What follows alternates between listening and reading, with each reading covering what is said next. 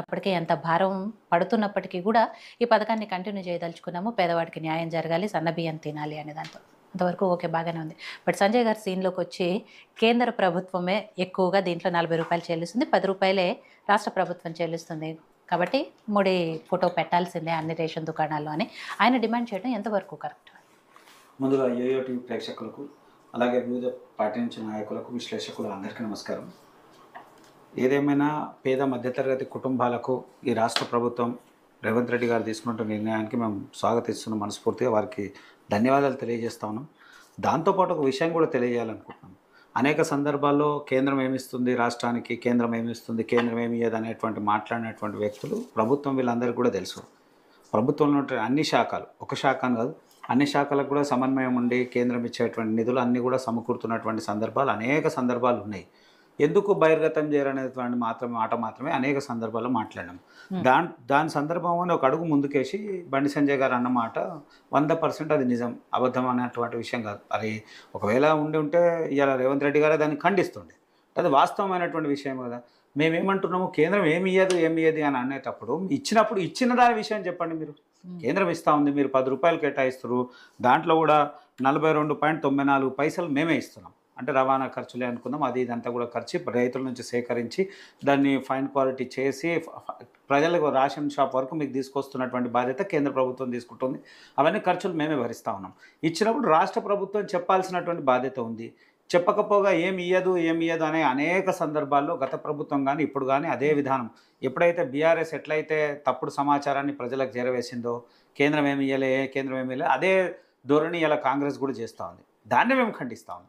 నిజంగా మీరు చేసినటువంటి పథకాల్లో ఇదే బండి సంజయ్ గారు కొన్ని సందర్భాల్లో రేవంత్ రెడ్డి గారు చేసినటువంటి పనికి స్వాగతించిన దాఖలాలు ఉన్నాయి. మంచి చేసినప్పుడు కూడా చెప్పినాము. ఇలా మేమేమంటున్నాం, కేంద్రం ఇస్తున్నటువంటి నిధులు కేంద్రం బహిరంగంగా మీకు కాకపోయినా పరోక్షంగా మీకు ఉన్నది కదా. డైరెక్ట్ కేంద్రం ఇచ్చే అవసరం లేకపోయినా పరోక్షంగా ఇస్తుంది. ఆ ఇచ్చినప్పుడు మీరు చెప్పాల్సినటువంటి అవసరం ఉందిగా. మేము చెప్తా ఉన్నాం, కేంద్రం కిసాన్ సమ్మాన్ యోజన కింద మేము ఇస్తా ఉన్నాం. ప్రతి రైతుకు 6,000 రూపాయలు 2 విడతలు 3 విడతలు ఇస్తా ఉన్నాం. అది బహిరంగంగా దేశవ్యాప్తంగా ఉన్నటువంటి అందరు రైతులకు ఇస్తా ఉన్నాం. దాని విషయం మేము చెప్తా ఉన్నాం. ఇది రాష్ట్ర ప్రభుత్వ ఖజానాలకు పోయి రాష్ట్ర ప్రభుత్వ ఖజానా ద్వారా ప్రజలకు చేరుతా ఉంది కదా. చెప్పాల్సినటువంటి బాధ్యత రాష్ట్ర ప్రభుత్వం ఉంది, ముఖ్యమంత్రి గారి మీద ఉంది అనే వాదనే తప్ప ఇంకెక్కడ కూడా ఏం లేదు. ఒకటే చెప్తా ఉన్నాము, మీరు ఏదైతే మధ్యతరగతి ప్రజలకు మీరు ఇస్తున్నటువంటి వాగ్దానంలో ప్రతి పథకాల్లో కేంద్రం వాటా ఉంటుంది.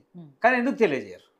ఉదాహరణకు వేసుకుందాం, ఇవాళ డబల్ బెడ్రూమ్ ఫ్లాట్లు, గత ప్రభుత్వం డబల్ బెడ్రూమ్ ఫ్లాట్లలో వాళ్ళు అంచనా వేసుకున్న ప్రకారం 7,90,000 రూపాయలకు డబల్ బెడ్రూమ్ అంచనా వేసుకుంది. అందులో కేంద్రం వాటా 2,70,000 కేంద్రం ఇస్తూ ఉంది. ఎక్కడ కూడా ప్రస్తావించలే, కేంద్రం ప్రస్తావన రాదు. 2 లక్షల ఇండ్లకి అప్పట్లో 2,000 కోట్ల రూపాయలు పంపడం కూడా జరిగింది కేంద్రం. దానికి సంబంధించిన వివరాలు ఇస్తే మళ్ళీ ఇంకో విడత కూడా ఇస్తాను, వివరాలు లేదు, ఎక్కడ లేదు. కాబట్టి ఆగిపోయినటువంటి దగ్గర ఉంది. ఒకటే చెప్తా ఉన్నాం, కేంద్ర ప్రభుత్వము రాష్ట్ర ప్రభుత్వం సమన్వయంతో ప్రతి సందర్భం వచ్చిన ప్రతిసారి ఖచ్చితంగా సహకరిస్తుంది. మీరు ఎందుకు ఇచ్చేయరు? తర్వాత వీళ్ళు అంటా ఉన్నారు కూడా, గతంలో కూడా 27 రూపాయలకు సేకరించిన బియ్యం ఇచ్చినటువంటి దాఖలు ఉన్నాయి. ఈరోజు వాళ్ళు సేకరించినటువంటి బియ్యంలో కేంద్రం వాటా చాలా కీలకంగా ఉంది. ఎందుకు కేంద్రాన్ని వాళ్ళు తప్పుదోవ పట్టిస్తూ ఉన్నారు ప్రజల్లో మేము కేంద్రం ఏం చేస్తలే అన్నటువంటి వాదన తీసుకుపోవాల్సినటువంటి అవసరం ఏముంది? కేంద్రము చాలా సందర్భాల్లో రాష్ట్ర ప్రభుత్వం ఉన్నటువంటి పథకాల్లో విలీనమై ఉన్నటువంటి చాలా పథకాలు ఉంటాయి. ఆ పథకాలని పేరు మార్చి ఉంటుంది. ఇవాళ జల్ జీవన్ మిషన్ కింద కూడా వందలాది కోట్ల రూపాయలు ఇచ్చింది. దాని విషయం ఎక్కడ కూడా ప్రస్తావించరు. అసలు అలాగే కిసాన్ సమ్మాన్ యోజన కింద, ఆయుష్మాన్ భారత్ కింద, తర్వాత ప్రైమ్ మినిస్టర్ ఆవాస్ యోజన కింద, ఇలా అనేక పథకాల్లో కేంద్ర ప్రభుత్వము రాష్ట్ర ప్రభుత్వానికి కేటాయిస్తూనే ఉంది. కానీ రాష్ట్ర ప్రభుత్వం చెప్పదు కదా.